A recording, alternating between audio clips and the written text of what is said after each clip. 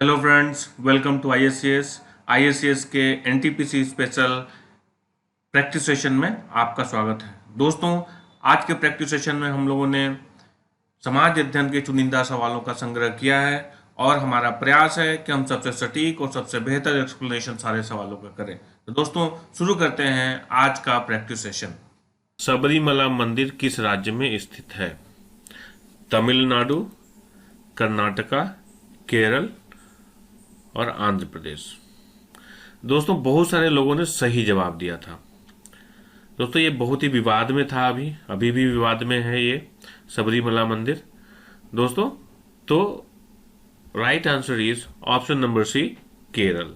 The first question is निम्नलिखित में से कौन सा विकल्प भारत का सबसे बड़ा परमाणु ऊर्जा संयंत्र है? कुंडकुलम परमाणु ऊर्जा संयंत्र, तारापुर परमाणु पावर स्टेशन, राजस्थान परमाणु power station, Kaiga generating station.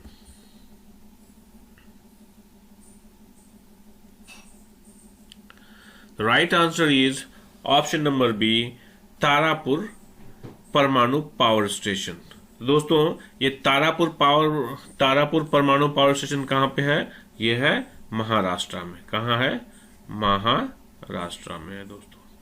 तो ये भी सवाल पूछ सकता है कि तारापुर परमाणु पावर स्टेशन कहां है? तो ये है महाराष्ट्र में। Now look at question number 2। Satish Dhawan अंतरिक्ष केंद्र कहां स्थित है? उत्तर प्रदेश, मध्य प्रदेश, आंध्र प्रदेश या फिर Tamil Nadu?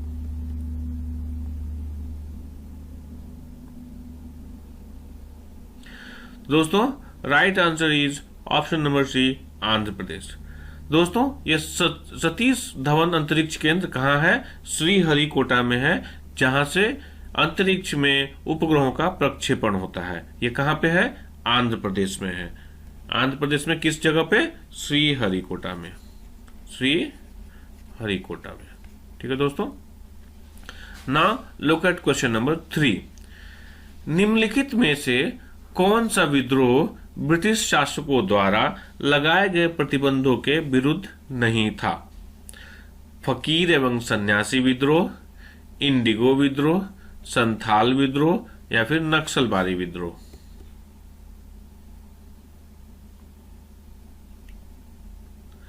Right answer is option number D, Naxalbari विद्रोह। Now look at question number 4। निम्नलिखित फीफा वर्ल्ड कप पुरस्कारों में से सर्वोत्तम गोलकीपर को कौन सा पुरस्कार दिया जाता है? Golden boot, golden ball, golden glove या फिर गोल्डन कैप?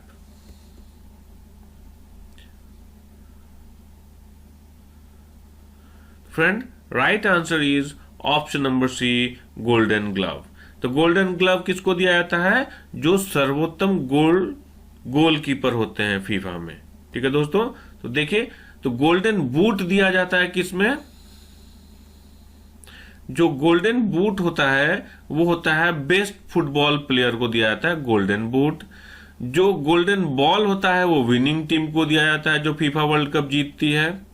और गोल्डन ग्लव बेस्ट गोलकीपर को दिया जाता है। ये फीफा का हेडक्वार्टर कहां पे है?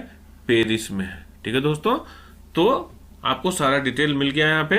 Now look at question number 5।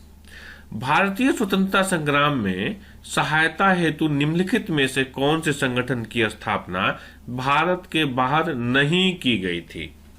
India house, Ghadar party, Hindustan Samajwadi Ganatantra Sanstha या फिर बर्लिन समिति?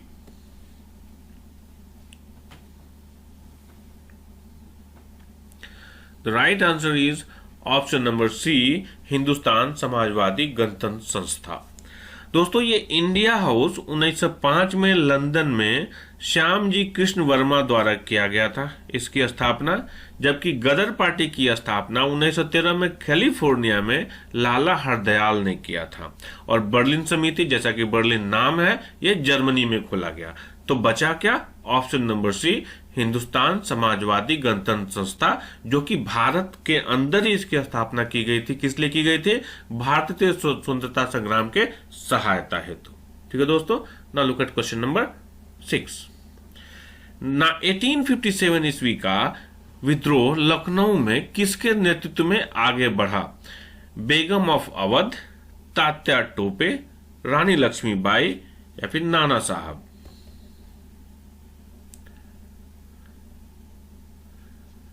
The right answer is option number A, Begum of Awadh. Now look at question number 7. Akhil Bharatiya किसान महासभा सर्वप्रथम कहां आयोजित की गई? कलकत्ता, मद्रास, लखनऊ या फिर Patna?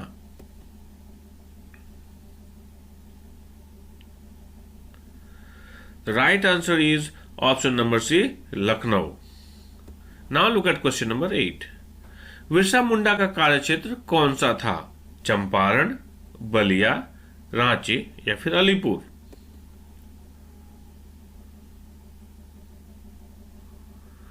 Right answer is option number C, Ranchi. Now look at question number 9. Bihar में परमानेंट सेटलमेंट लागू करने का कारण था? जमींदारों का जमीन पर अधिकार न रहना, जमींदारों के लिए जमीन पर वंश परंपरागत अधिकार को स्वेच्छा से हस्तांतरित करने का अधिकार, भू राजस्व का राजस्व निर्णय करना या फिर जमींदारी प्रथा का निर्मूलन?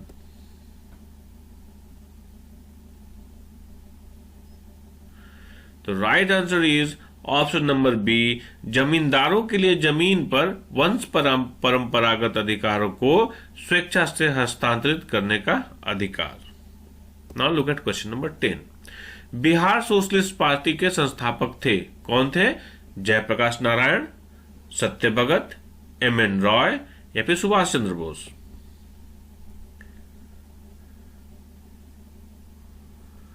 तो right answer is option number A, Jayaprakash Narayan. Now look at question number 11.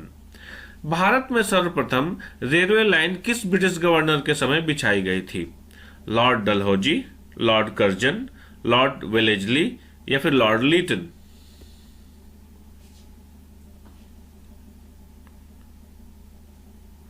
Right answer is option number A, Lord Dalhousie. Now look at question number 12. Ashoka के ब्राह्मी अभिलेखों को सर्वप्रथम किसने पढ़ा था? James Prinsep, H D. Sankalia, S R. Goyal या फिर BN. Mishra?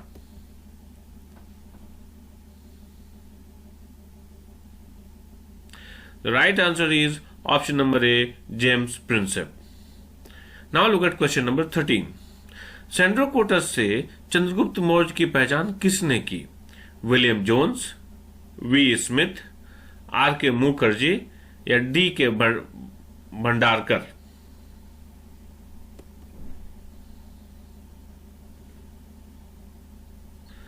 Right answer is option number A, William Jones.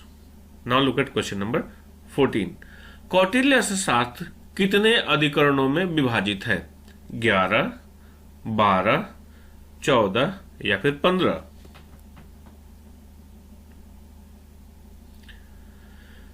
दोस्तों right answer is option number D, 15 यानी 15. Now look at question number 15. विश्व का पहला गणतंत्र वैशाली में किसके द्वारा स्थापित किया गया? मौर्य, नंद, गुप्त या फिर Licchavi?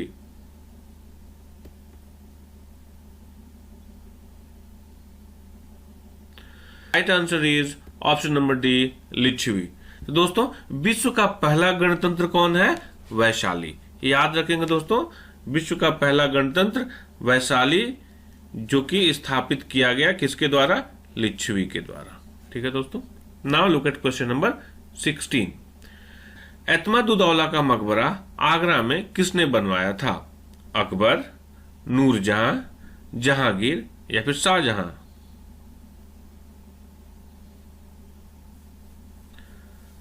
The right answer is option number B, Noor Jahan. Now look at question number 17. महारानी विक्टोरिया ने भारतीय प्रशासन को ब्रिटिश ताज के नियंत्रण में लाइन की घोषणा कब की थी?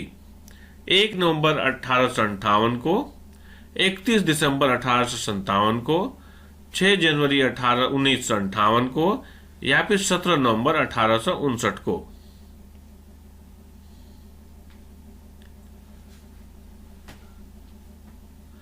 The right answer is option number ए, 1 नवंबर 1858 को।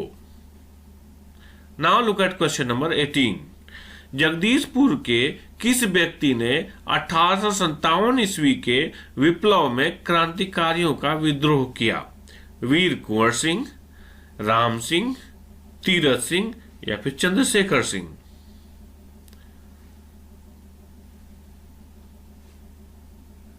The right answer is option number A, Veer Kunwar Singh. Now look at question number 19। पुस्तक 1984 किसके द्वारा लिखी गई है? R K Narayan, Khushwant Singh, George Orwell या इनमें से कोई नहीं?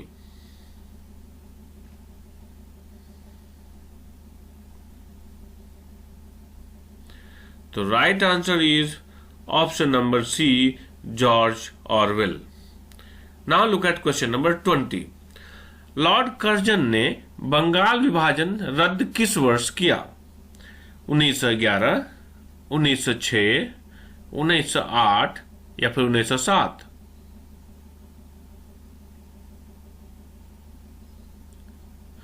The right answer is option number A, 1911 यानी 1911।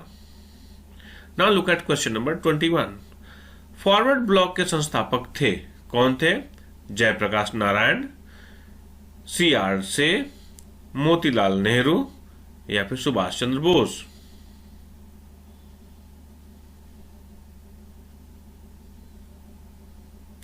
Right answer is option number D, Subhash Chandra Bose. तो फॉरवर्ड ब्लॉक के संस्थापक कौन थे? Subhash Chandra Bose. Now look at question number 22। शिक्षा में सुधार हेतु ब्रिटिश सरकार के सैंडलर विश्वविद्यालय आयोग कब नियुक्त किया? 1919, 1921, 1917 या फिर 1896?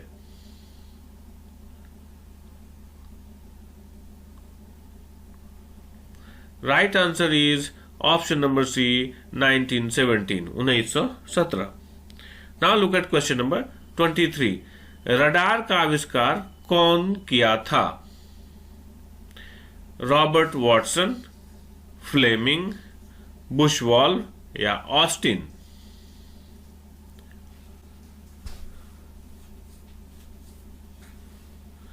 The right answer is option number A, Robert Watson. Now look at question number 24। द्वितीय हरित क्रांति का संबंध है अधिक उपज देने वाले बीजों से, गेहूं के उत्पादन से, चावल के उत्पादन से या फिर जैव और प्रौद्योगिकी के उपयोग से?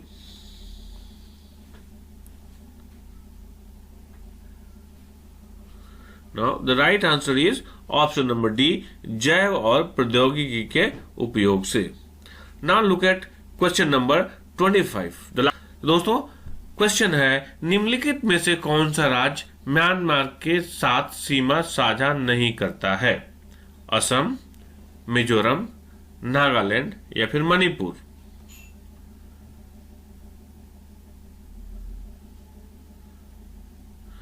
Right answer is option number ए, असम। तो दोस्तों अब मौका है आपके लिए एक सवाल छोड़ जाने का। तो दोस्तों आपके लिए सवाल है, रोलेट एक्ट कब पास हुआ था? 1919, 1920, 1921 या फिर 1922 को? दोस्तों इसका जवाब आप कमेंट बॉक्स में दे दें, और यदि कोई डिस्क्रिप्शन हो, कोई डिटेल हो, वो भी आप दे दें ताकि अन्य लोगों के लिए भी वो बेनिफिशियल हो। दोस्तों thank you very much for watching this video. Thanks a lot, and friends, if you have not subscribed to my channel, do subscribe to it immediately, and please don't forget to forward it to your friends. दोस्तों अगर आपका कोई सुझाव हो तो आप सुझाव जरूर दें और अपना लाइक बटन जरूर दबाएं ताकि हमें भी इससे एनकरेजमेंट मिले। Thank you very much, thanks a lot once again.